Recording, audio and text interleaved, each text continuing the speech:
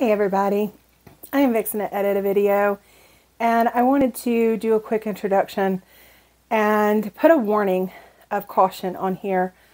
We are about to talk about something that may not be the most pleasant conversation, and that is chickens on a homestead, as far as making them a working part of the production. And I'm not going to show anything too graphic, but I am going to show you a sick chicken. And we're going to talk about what we're doing for her and what ultimately her end will be. So you can actually see her in the crate right here. So we're going to talk about her, why she's in here, and what we're doing about it. And ultimately what you need to think about if you are going to get chickens for a food commodity. So if that is not something that you really want to talk about because your chickens are your pets and you love them unconditionally, then this may not be the video for you. So I just wanted to put that warning out there. Good morning, everybody. I know I look a hot mess. My kitchen is a hot mess, but we've got a bunch of things going on today that I need to take care of. So it is what it is. I have a sick chicken right now, and I am having to take care of her. So I am actually going to kind of take you along for that journey for a little bit and kind of talk you through what I'm doing. So let's see. So right now I have an egg on the stove over here beside me, and I'm letting that cook up because egg has a lot of nutrition in it for sick birds. And so a lot of times when you can't get them to eat anything, you can get them to eat eggs. So I'm cooking that for her right now. And we have about a cup of lavender Epsom salt that I'm putting in some lukewarm water. And yes, I am using a pot. So it looks like I'm going to cook her. But this is one of the pots we use when we are doing our meat chickens, and we dip them in the hot water to loosen the feathers. So this is not a pot that I actually cook with. This is a chicken pot. So it just makes it easier to soak her in because she won't fit in it. So I have some warm water here because she has either a broken egg inside of her or something like a yeast infection. She has infection going on. If it is a broken egg, most likely the infection part will clear up and she'll feel better for a little bit, but then she'll end up going downhill anyway. And it is what it is. At this point, sadly, we probably will not keep this chicken in the long run anyway, because the antibiotics that I am treating her with, you can't eat the eggs afterwards. I'm sure there is a period that the eggs may be good after, but the eggs are in their productive system already. There's like, you know, tons, hundreds of them in there. So basically, they're all going to be infected. So we would never be able to eat her eggs again. The reason I am doing this is because I want to know. We don't really have a chicken vet around here. So I have always kind of treated and diagnosed myself. And some I have been able to bring back, and then some I have lost. So I am mostly doing this because I want to know, because this is the second bird we have lost that has had these similar symptoms. And the first bird, I did not treat with antibiotics. I treated with, you know, some standard VetRx type stuff, and kept her isolated and inside and stuff like that. And it's been a few months that happened. But this one I noticed right away. She was starting to look lethargic. And it could be a number of things because we have had so much rain and they have been living out in mud. But they also were let out a few days before she started feeling lethargic. And so she could have gotten into something. So if they're getting accidentally poisoned by a plant or something that someone is throwing out, then I want to know that too. So that's why I decided to treat with antibiotics, even though we ultimately would not be able to reintroduce her to the flock because we don't know which egg is hers. But I am leaning more towards she is egg bound, just basically from a lot of her symptoms and what I'm seeing as far as the infection goes. And you can feel an egg in there, and it felt kind of like some broken eggshell in her, but I can't get down into the vent far enough because I don't want to damage her either, and I don't want to make her more uncomfortable. So we're just trying a few things at this point to ease her pain, ease her comfort, and if ultimately she does not get better, or we figure out that it was that and an infection, we will end up culling her. But if she acts like she's in pain a lot, we'll go ahead and cull her. But I want to figure out what it is. So we're going to put her in this nice warm bath and get her going. Come here, Sophia. So this is Sophia. Stop. Hey, hey, hey. I know you don't like bath. And when I first noticed her being lethargic, stop it, her comb had turned kind of purpley. And you can see here on the ends, it still has like the tips are looking a little bit shabby. But her color has come back quite a bit over the past few days.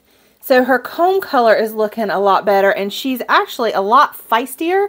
Now, I did get her to eat yesterday after treating her with antibiotics, but she still does not have good balance. She just lays down. And you can see on her butt, she has a lot of redness and irritation, and I don't know, you can see how she's constantly pushing in and out, and she has a lot of swelling back here. And this poop actually looks better than normal because she was just like this weird water, and it was just like all stuck to her. And then we had like this green, when I first started treating her, it was water and green, and then this white paste. So, all right, sweetie.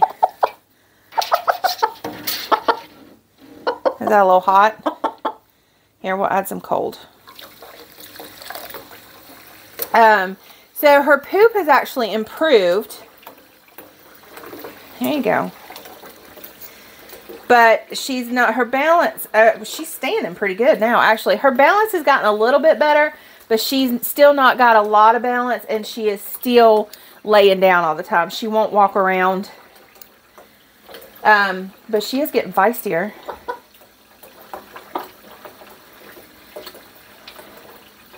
Alright, so what I'm doing when I'm soaking her is the Epsom salt and everything is getting all that poop loosened up so I can get that off. And I'm hoping it helps with the irritation and the swelling back here. But she's still not eating enough to have a full crop.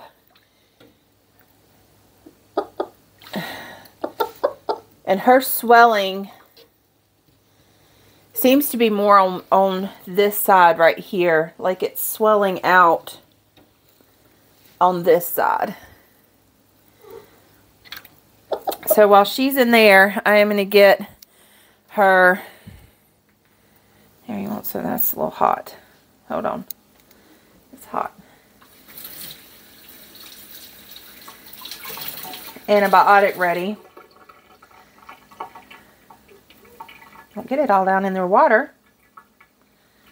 And see, this right here is a good sign, because for the first day, she would not eat anything. She wouldn't drink. She wouldn't eat. She's still not really drinking on her own, but she is eating really well now. So I am having to put fluid in her. And so we are actually giving her a generic antibiotic But you cannot, this is actually an injectable, and it's kept around for goats. And you can give it to chickens, but you can't inject it. Technically you can, but they say the way the chicken's muscles and everything are, that it's extremely painful and can cause, I think it's like paralysis for temporary or to long term. And she's already having balance issues and stuff, so I'm not going to do that to her.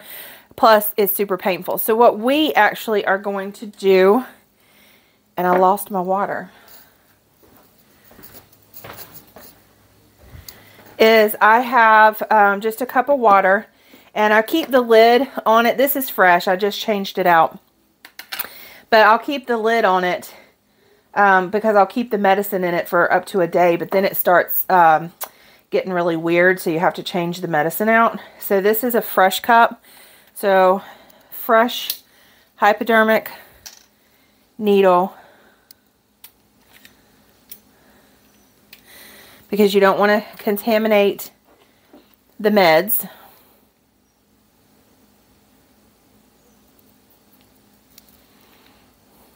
And for her body weight, we're doing 1 cc, which will give us, it's about 1/8 of a teaspoon. It's just under 1 cc.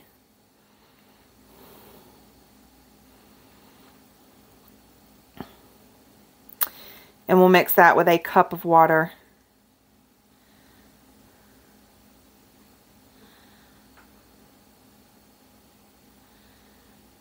And then we'll feed it to her.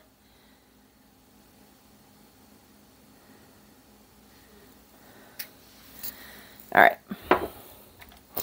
So I'm just going to put this right into the water.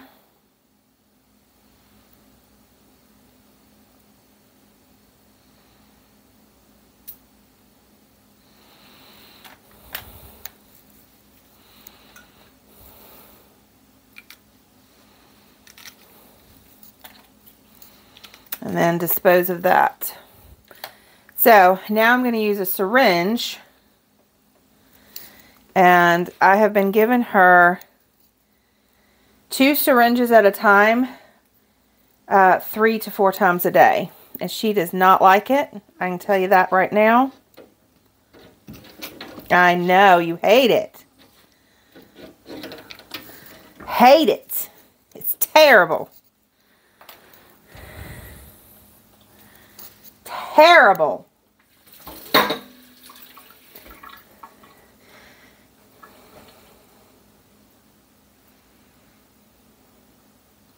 Better.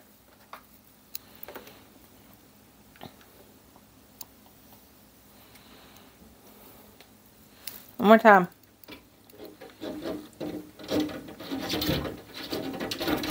All right. Oh my goodness, it's so bad. So bad.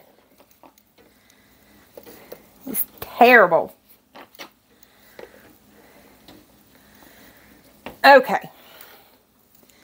I don't know. Good girl. Oh, did we get it down your windpipe a little bit? When I first started giving it to her, it was almost like giving her a bottle. She would just take it, because she was so dehydrated. So I think the water felt good to her. But now she's starting to fight me. Yeah, we got a little down your windpipe, didn't we?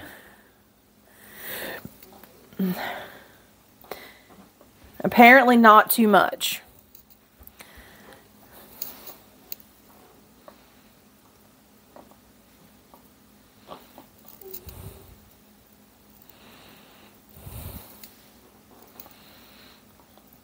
Now you can soak them in all different kinds of ways.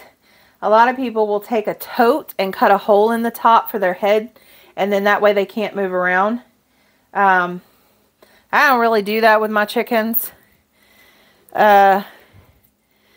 Usually, most of my chickens are so well handled that I can just put them in something like this.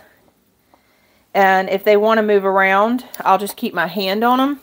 But like I said, she's not real mobile right now. So I'm not worried about it with her.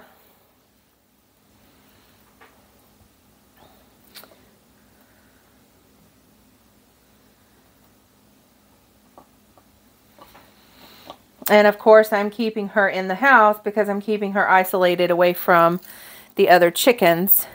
Because if she did have, you know, some kind of communicable disease, we would want to pull them immediately to give them less chance of infecting. Which I don't think that's what it is. But anytime one of my chickens is not well, I pull them from the flock and isolate them away. And I have multiple places that I do that. If there's nothing out in the barn, I will isolate them out there. But we do have babies coming in the end of next week. So I don't want to put her out there where we will have babies coming in.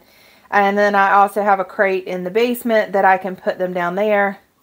But since it's just her and she's not really mobile, I just have her here in the house, and I have a gate up on my kitchen door so the dogs can't come in when she's out, and she just stays right here on this mat at the bottom of my sink. And then when I'm, you know, not going to be around or at night, I put her in a cat crate, and she just stays in there because she's not moving. But I encourage her to try to move around, and she'll go like 1 or 2 steps.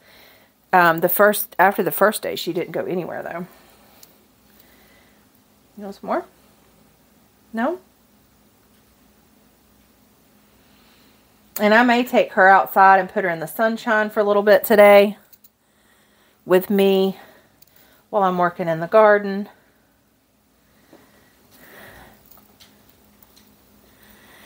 So I treat them, you know, even though I know that most likely we'll probably end up culling her just because of the situation, even if she makes it, because we can't use her eggs.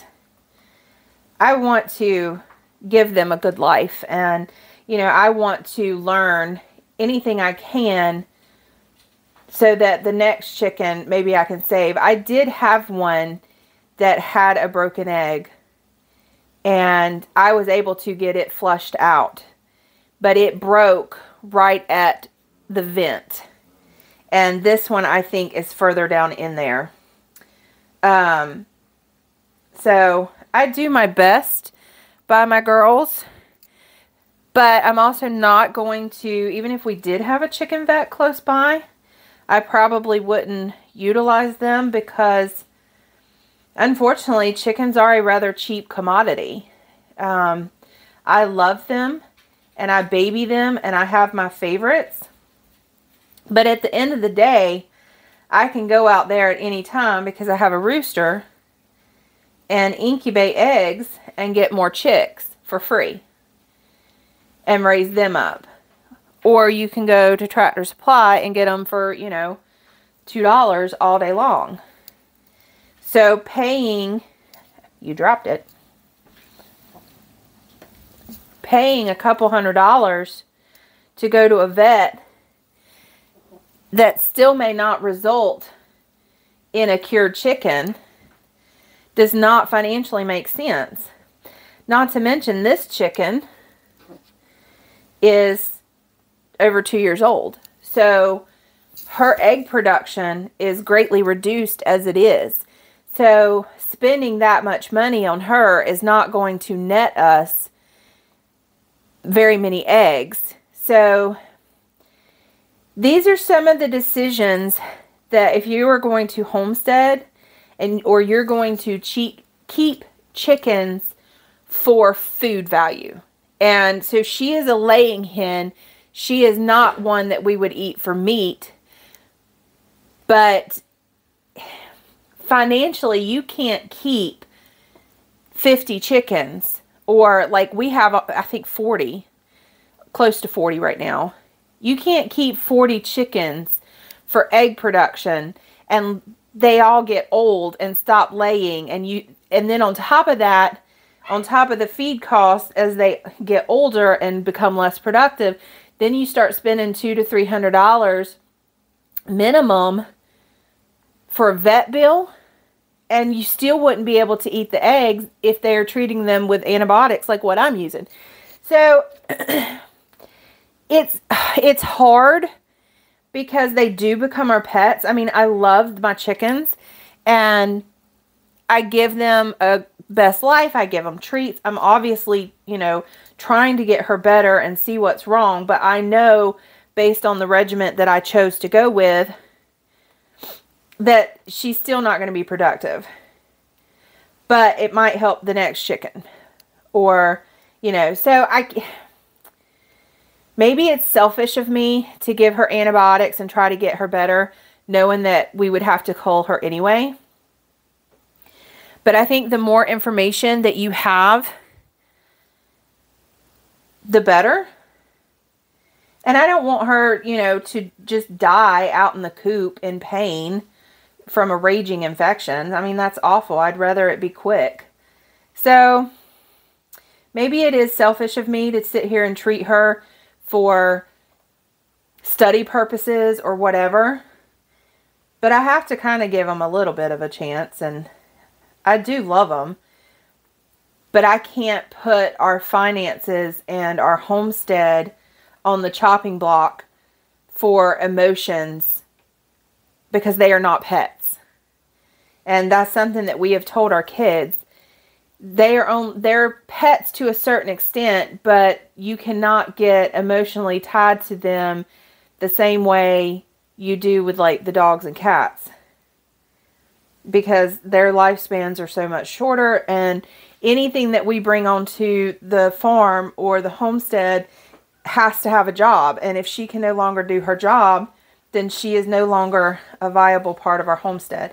And I think these are sometimes lessons that we don't think about, especially if you get into this kind of as a backyard gardener, backyard chicken person, because they become pets.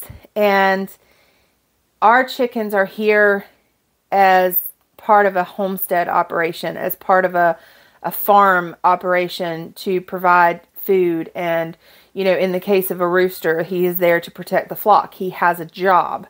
And if she can no longer give us eggs and we can no longer eat the eggs that come from her, then she's no longer able to provide and do her job. So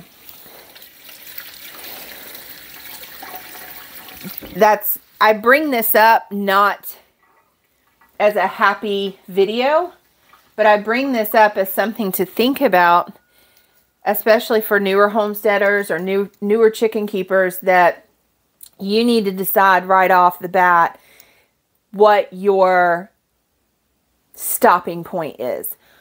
Financially, what is your commitment to these animals? Are you willing to find a vet and drive 2 to 3 hours and pay several $100s for a chicken, even if you cannot use the eggs again? Is this your pet for the next 4 to 8 years? Are you going to cry every time a predator gets one? You know, what is your financial commitment to these animals? I have a commitment to them to give them the best life possible, to keep them safe, and to heal them when possible. But my commitment first is to my family and to the homestead production. And so financially, I have my stopping points. So as you are getting into this, that's something that you need to consider.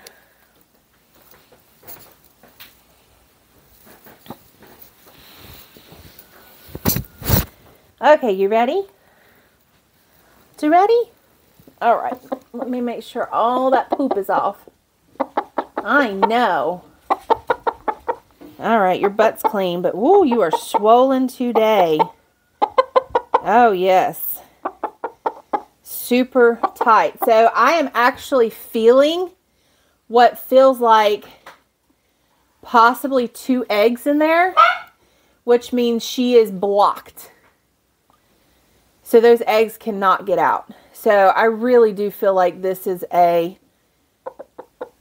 egg-bound situation. And so even with antibiotics, if she has a broken egg that started getting infected in there, The antibiotics will help her feel better from that, but if she can't pass the rest of the eggs, she will ultimately die anyway.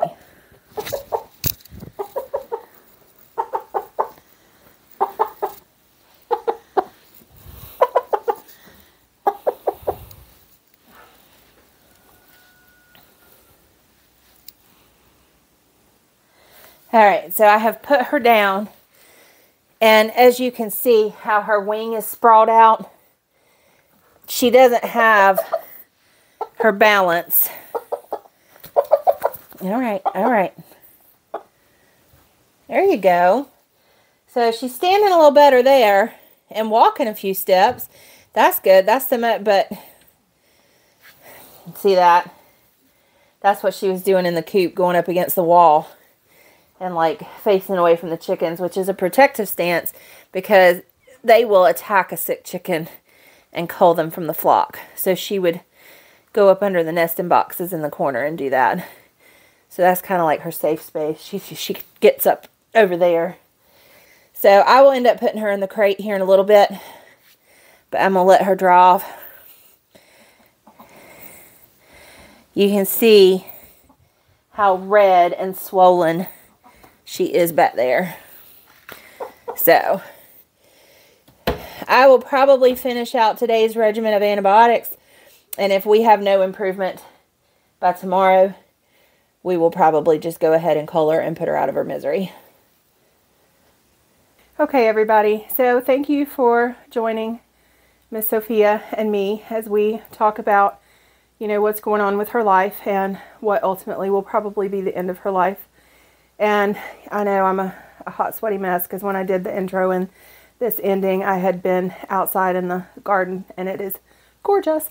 So anyway, I just wanted to thank you again if you stuck with it this far. And if you have any comments or experiences, then, you know, feel free to let me know. I have had chickens for a long, long time, but I didn't really start taking care of them as far as doing like the full-on care and cull until a few years ago because, you know, when I was growing up, my parents did all that, and then my dad kept them at his place. So I've only had them a few years where I am the sole provider of them and having to diagnose them and this, that, and the other. So if you have learned something that may benefit this situation or this animal, then let me know. I am open to everything. I am not a vet. I am not, you know, a authority on chickens, but I have quite a bit of experience, but I know there are so many people who know more. And I feel like, you know, anytime you are in that situation, whether it's a farmer, an equestrian, a animal person of any kind, basically anything you can do, you know, if you're a YouTuber, a photographer, a construction worker, if you feel like you know everything there is to know, then it's probably time for you to get out of that industry, because that's when you're going to get hurt or when you're going to hurt someone else or something. Because I really don't think there is anyone who can know absolutely everything there is to know about anything, especially when it comes to animals. So I am always open to learning new things. So point me in the direction if you've got some more information for this situation. So have a great day, guys.